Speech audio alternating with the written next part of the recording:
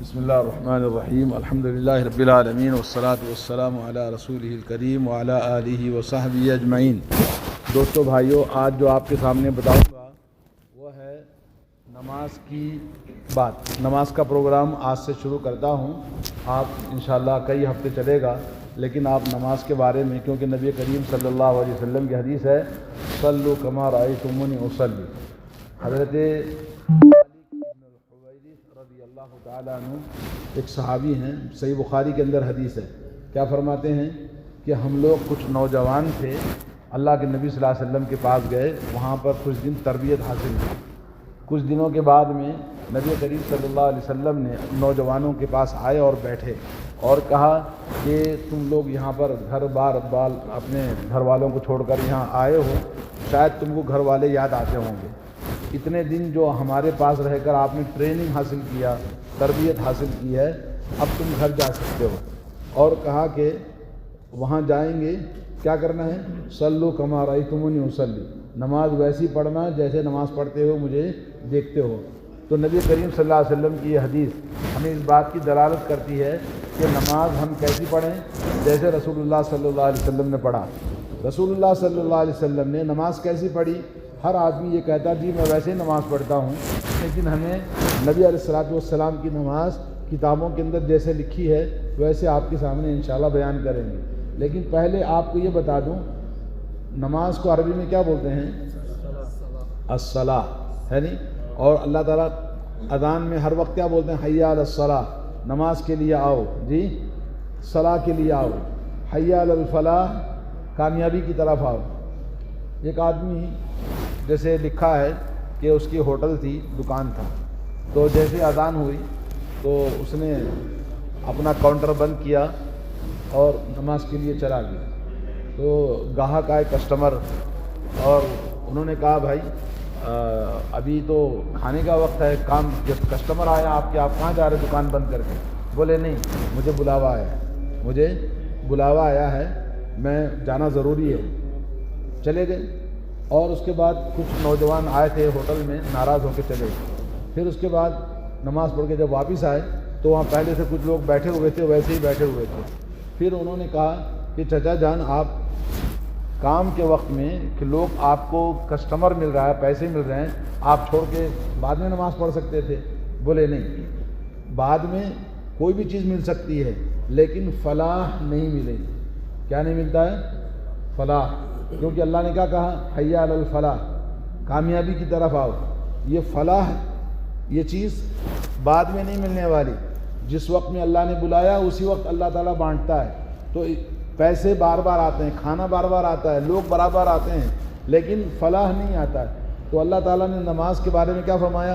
ان الصلاۃ کانت علی المؤمنین کتابا موقوتا، نماز کتنے، ہر وقت 5 وقت مقررہ کے ساتھ اللہ نے ہر انسان کے اوپر فرض کیا ہے۔ اللہ کے نبی صلی اللہ علیہ وسلم نے کبھی ایک نماز چھوڑی ہے؟ آپ نے سنا کبھی؟ بولو، کبھی جماعت چھوڑی پوری زندگی میں؟ مرنے کے وقت قریب ہے، 2-3 دن باقی ہیں، دنیا سے آپ کو مرنا ہے۔ ایسے وقت میں آپ بیمار تھے، آپ کمزوری، بے ہوش ہو جاتے ہیں۔ جب آنکھ کھلتی ہے، ہوش میں آتے ہیں تو پوچھتے ہیں سب سے پہلے نماز ہو گئی؟ نماز ہو گئی؟ پھر بے ہوش ہو جاتے ہیں۔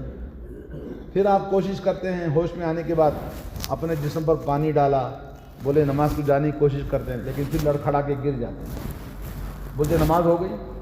بولے حضرت عائشہ نے کہا یا رسول اللہ، لوگ آپ کا انتظار کر رہے، ابھی نماز نہیں ہوئی۔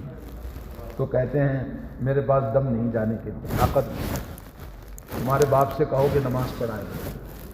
جب ابوبکر صدیق نماز پڑھانے لگے، نماز کی آواز سن کر بے چین ہو جاتے ہیں اور پھر نماز کے لیے چلے جاتے ہیں، جا کر پیچھے ابوبکر کے کھڑے ہو کر نماز پڑھنے لگتے ہیں۔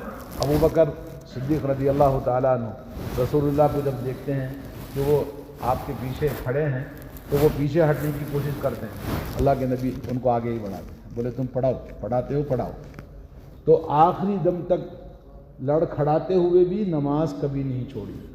اور نبی علیہ السلام جب دنیا سے رخصت ہو رہے تھے، آخری سانس لے رہے ہیں اس وقت میں امت کو آپ نے کیا کہا کہ میری وصیت امت کے الصلاۃ نماز کا خیال رکھنا ہے، نماز کبھی نہیں چھوڑنا۔ ایک وقت کی نماز چھوڑا تو ایمان میں فرق آ گیا۔ ایک وقت کی نماز کون چھوڑتا ہے؟ بے ایمان۔ اور جو نمازی چھوڑ دیتے ہیں ان کا تو کہنا ہی نہیں، وہ تو مسلمان ہی نہیں۔ آج ہماری ساری پرابلم نماز ہے۔ ہم لوگ نماز نہیں پڑھتے، اور جو لوگ پڑھتے ہیں کون سی نماز پڑھتے ہیں؟ ہم نے نماز کو بانٹ رکھا ہے۔ رسول اللہ صلی اللہ علیہ وسلم مدینہ منورہ میں آئے ہجرت کر کے، کتنے سال تھے؟ 10 سال۔ 10 سال مدینہ منورہ میں آتے ہی آپ نے سب سے پہلے کیا بنایا؟ مسجد نبوی بنایا۔ مسجد نبوی کے اندر آپ نے باجماعت نماز شروع کی۔ تو نبی کریم صلی اللہ علیہ وسلم 10 سال، ایک سال کے کتنے دن ہوتے ہیں؟ 360، اور پورے 10 سال کے کتنے ہو گئے؟ 3600۔ جی 360 کو ایک زیرو بڑھا دیں گے تو کتنا ہو جائے گا؟ 10۔ تو 3600 دن، اور ایک دن کے 5 نمازیں۔ تو نبی علیہ الصلوۃ والسلام فرض نماز 5 وقت پڑھتے، سنتیں پڑھتے، تو اتنی ساری نمازیں 3600 دن نماز پڑھ کے آپ نے امت کو تعلیم دی ہے۔ جی دی کہ نہیں دی؟ لیکن آج نبی کی نماز نہیں مل رہی ہے لوگوں کو۔ کہاں گئی نبی کی نماز؟ انہوں نے بنایا نماز حنفی نماز، انہوں نے بنایا شافعی نماز، انہوں نے بنایا دیوبندی نماز۔ بولے جی ہمارا مذہب الگ ہے، آپ کا مذہب الگ ہے، ہماری جماعت الگ ہے، آپ کی جماعت الگ ہے، ہم وہابی نہیں ہیں، ہم غیر مقلد نہیں ہیں، ہم جی فلاں مذہب سے ہم بلانگ کرتے ہیں، یہ کہتے ہیں نا لوگ کہتے ہیں۔ تو رسول اللہ صلی اللہ علیہ وسلم کہاں گئے؟ لوگوں نے آج رسول اللہ صلی اللہ علیہ وسلم کو ان کی زندگیوں سے نکال دیا۔ یہ شیطان کا دھوکہ ہے۔ میرے دوستو، آپ کبھی بھی، ایک ہی ذات ہے انسانوں میں، صرف رسول اللہ۔ کون ہے؟ صرف رسول اللہ صلی اللہ علیہ وسلم ہے جن کی نماز ہمیں پڑھنی ہے۔ باقی جو بعد میں رسول اللہ کے بعد رسول اللہ کی صحبت میں جنہوں نے زندگی گزاری، سب سے قریب میں ابو بکر صدیق، اور سب سے قریب میں حضرت عمر، حضرت عثمان، حضرت علی، عبداللہ بن عمر، ابو ہریرہ، کتنے بڑے بڑے صحابہ کرام ہیں، انہوں نے اپنی پوری زندگی نبی کے ساتھ گزار دیا۔ ان کے طریقے پر آپ نماز پڑھیں۔ اور بعد میں بہت زمانے کے بعد ایک مذہب بنتا ہے، لوگ اس کو امام بناتے ہیں۔ کس نے بنایا امام؟ اللہ نے بنایا؟ رسول اللہ نے بنایا؟ صحابہ نے بنایا؟ نہیں، لوگوں نے اپنے آپ بنا دیا، یہ کسی نے نہیں بنایا۔ تو دوستو، یہ سب ہمارے درمیان جو جھگڑے اختلافات چل رہے ہیں، شیطان نے ہمارے دین کو برباد کیا ہوا ہے، اور اسی وجہ سے ہم دین سمجھ نہیں پا رہے ہیں۔ تو ایک ہی اللہ کے نبی صلی اللہ علیہ وسلم کا دین ہے، جس کو سمجھنے کے لیے حدیث کی کتاب کسی کی بات اس میں نہیں ہے، لیکن جو مذہب کی بات ہے مذہب کے امام نے لکھا ہے، اور حدیث کی کتاب میں صرف رسول اللہ کی بات ہے۔ اسی لیے ہم بار بار کہتے ہیں سنت کو پڑھو، سنت کو سمجھو، حدیث کو پڑھو، حدیث کو سمجھو، اور حدیث پر عمل کرو۔ لیکن یہ جو مولوی لوگ ہیں نا، کہتے ہیں حدیث تمہارا باپ سمجھے گا، حدیث تمہیں سمجھ میں آتی ہے، حدیث سمجھنے نہیں آتی تو حدیث کو ہم زمین میں پھینک دیں اور امام کے پیچھے جائیں۔ اور یہ کہتے ہیں جی چاروں اماموں میں سے کسی ایک امام کو آپ پکڑیں تو آپ گمراہ نہیں ہوں گے، اگر آپ نے کسی بھی امام کو نہیں مانا تو آپ گمراہ ہو گئے۔ کیسے ہو سکتا ہے؟ رسول اللہ صلی اللہ علیہ وسلم ساری دنیا کے لیے اللہ نے ہدایت بنا کر بھیجا ہے، رحمت للعالمین ہے، جس نے محمد رسول اللہ کو تلاش کیا۔ محمد رسول اللہ صلی اللہ علیہ وسلم کی نماز 3600 دن امت کو تعلیم دی نماز پڑھ کے، وہ رسول اللہ کی نماز نہیں ملتی، کیسے تعجب کی بات ہے۔ تو سوچنے کا مقام ہے۔ آئیے، عربی میں صلاۃ کہتے ہیں نا، صلاۃ کے معنی ہے دعا۔ صلاۃ کے معنی کیا ہے؟ دعا۔ دعا کے معنی کیا ہے؟ قرآن کریم میں ایک آیت ہے جو ہمیشہ ہر جمعہ کو آپ سنتے ہیں، ان اللہ وملائکتہ یصلون علی النبی یا ایھا الذین آمنوا صلوا علیہ وسلموا تسلیما۔ کیا معنی؟ بے شک اللہ تعالیٰ کیا کرتا ہے؟ صلاۃ بھیجتا ہے۔ اللہ تعالیٰ صلاۃ بھیجتا ہے کا مطلب اللہ تعالیٰ اپنے نبی کی تعریف کرتا ہے فرشتوں کے سامنے، اور فرشتے بھی صلات بھیجتے ہیں، تو فرشتے کیا صلات بھیجتے ہیں؟ فرشتے رحمت کی دعا کرتے ہیں نبی علیہ الصلوۃ والسلام کے لیے، اور ہم کو ملا حکم زمین والوں کو، اے زمین والو تم بھی کیا کرو، اپنے نبی علیہ الصلوۃ والسلام پر رحمت کی دعا کرو، سلامتی کی دعا کرو جی، وصلوا علیہ، اس کے بعد وسلموا تسلیما۔ صلات کے معنی درود، لفظ درود کا معنی کیا ہے؟ درود کا معنی ہے رحمت کی دعا کرنا جی۔ اور ایک اور جگہ اللہ نے فرمایا اولئک علیہم صلوات من ربہم ورحمہ، اولئک علیہم صلوات، پہلے اللہ نے صفات بیان کی، اس کے بعد کہا ان لوگوں کے لیے صلوات، صلوات کے معنی ہیں رحمتیں، برکتیں جی۔ اور ایک جگہ پہ اللہ نے فرمایا خذ من اموالہم صدقۃ تطہرہم وتزکیہم وصلی علیہم ان صلاتک سکن لہم۔ اللہ تعالیٰ حکم دیتا ہے اے نبی علیہ الصلوۃ والسلام، لوگوں سے آپ کیا لیجیے؟ ان کا مال لیجیے، زکوٰۃ کا مال، خذ من اموالہم صدقۃ، صدقہ مانے زکوٰۃ کا مال لیجیے، اور وتطہرہم بہا، زکوٰۃ کا مال لینے سے لوگوں کا مال پاک ہوتا ہے، لوگ پاک ہوتے ہیں، گناہ اس سے گھر جاتے ہیں، مال بھی پاک ہوتا ہے اور لوگ بھی پاک ہوتے ہیں۔ تو اس لیے صدقہ اور خیرات کثرت سے کرنے سے انسان کا دل پاک ہوتا ہے، گناہ جھڑ جاتے ہیں، اور دل کے اندر جو میل کچیل رہتا ہے نا، روح پاک ہو جاتی ہے۔ اور گناہ کرتا ہے آدمی تو آپ نے سنا ہوگا کہ کیا بیٹھتا ہے، ایک کالا ڈاٹ بیٹھتا ہے، نقطہ بیٹھتا ہے، پھر گناہ کیا تو پھر کالا ہوتا ہے، یہاں تک کہ پورا دل کالا ہوتا ہے۔ اور یہ کالا دل سفید کیسے ہوگا؟ ایک تو نماز اور عبادت سے، دوسرا صدقہ اور خیرات کرنے سے دل کا میل کچیل دور ہو جاتا ہے۔ تو آدمی کو اللہ کے راستے میں صدقہ اور خیرات بھی کرتے رہنا چاہیے۔ اور اللہ تعالیٰ کیا فرماتا ہے؟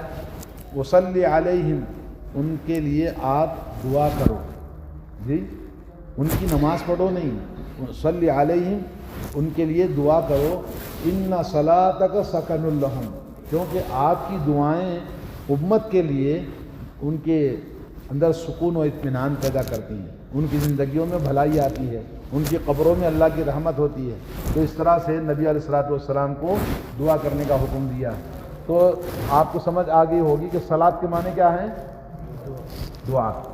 لیکن بعد میں نماز کے لیے صلات کا لفظ استعمال ہوتا ہے، حی علی الصلاۃ، ہے نہیں؟ تو اب صلات کے اب کیا معنی ہے؟ اب صلات کا معنی ہے مخصوص وقت میں، یعنی خاص وقت میں خاص کام کرنا۔ خاص کام کیا ہے؟ طہارت ہے، وضو ہے، غسل ہے جی، اور خاص عبادت کرنا، خاص وقت میں خاص کام کرنا، خاص عبادت کرنا۔ اور اس عبادت میں ایک اہم چیز ہے جو آپ نے سمجھا نہیں ہوگا، وہ میں آپ کو سمجھاتا ہوں۔ وہ کیا ہے؟ دعا۔ نماز دعا ہے، صلات کے معنی دعا۔ نماز کیسے دعا ہے آپ سمجھاتا ہوں۔ دعا دو قسم کی ہوتی ہے۔ دعا کتنے قسم کی ہوتی ہے؟ دو قسم کی ہوتی ہے۔ ایک دعا جو ہم طلب کرتے ہیں اللہ سے، اللہ میرے گناہوں کو معاف فرما، کہتے ہیں یہ دعا طلب ہے۔ اللہ رزق میں برکت عطا فرما، رزق کی دعا کر رہے ہیں۔ اللہ میری اولاد کی اصلاح فرما، اللہ میری بیوی کی اصلاح فرما، اللہ میرے والدین کو صحت تندرستی عطا فرما۔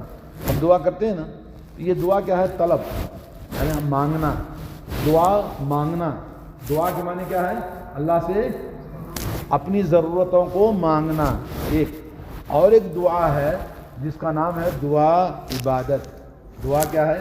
عبادت۔ جیسے سبحانک اللہم وبحمدک وتبارک اسمک وتعالی جدک ولا الہ غیرک، اس میں مانگنا نہیں ہے، اس میں کیا ہے؟ عبادت ہے۔ نہیں، سبحانک اللہم، اللہ ہم تیری تعریف بیان کر، تو پاک ہے، وبحمدک، ہر قسم کی تعریف کا تو مستحق جی، وبحمدک وتبارک اسمک، اور تیرا نام بڑی برکتوں والا، بڑی خوبیوں والا، وتبارک اسمک وتعالی جدک، اور تیری عزت، شان، عظمت، بڑائی بہت ہی بلند ہے، وتعالی جد کا جی۔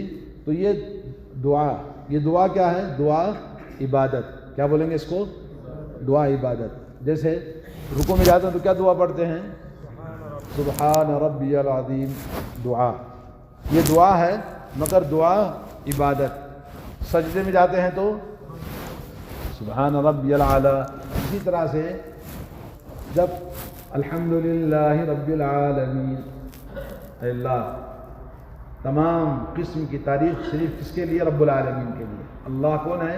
سارے جہانوں کا، سب کا، پوری دنیا کی جتنی بھی چیزیں ہیں، آسمان والے، زمین والے، پانی والے، خشکی والے، پہاڑوں کے نیچے والے، جتنے بھی دنیا کے اندر ہے، سب کا رب کون ہے؟ اللہ۔ اس اللہ کی ہم ہر قسم کی تعریف، اللہ تو ہی مستحق جی، اس میں ہم مانتے نہیں ہیں، صرف اللہ کی بڑائی بیان کریں، یہ عبادت۔ الرحمن الرحیم، بڑا رحمان، رحمان یعنی اللہ تعالیٰ اتنا مہربان ہے۔ رحمان کے معنی کیا ہے؟ مہربان، میں رحمت دیتا ہے، کھانا کھلاتا ہے، دیتا ہے، سب کچھ دیتا ہے، کس کو؟ ہر ایک کو دیتا ہے، دشمن کو بھی دیتا ہے، دوست کو بھی دیتا ہے، ایمان والے کو بھی دیتا ہے، بے ایمان والے کو بھی دیتا ہے، کافر کو بھی دیتا ہے، مسلمان کو بھی دیتا ہے۔ الرحیم، الرحیم کے معنی نہایت رحم والا، یا نہایت کا جو معنی ہے نا، اسپیشل مہربانی کرنے والا۔ کیا معنی؟ اسپیشل مہربانی کرنے والا۔ اسپیشل مہربانی کا مطلب کیا ہوتا ہے؟ الرحمن یہ کامن ہے سب کے لیے، اور الرحیم خاص ہے، اسپیشل ایمان والوں کے لیے خاص معاملہ کرتا اللہ تعالیٰ جی۔ جیسے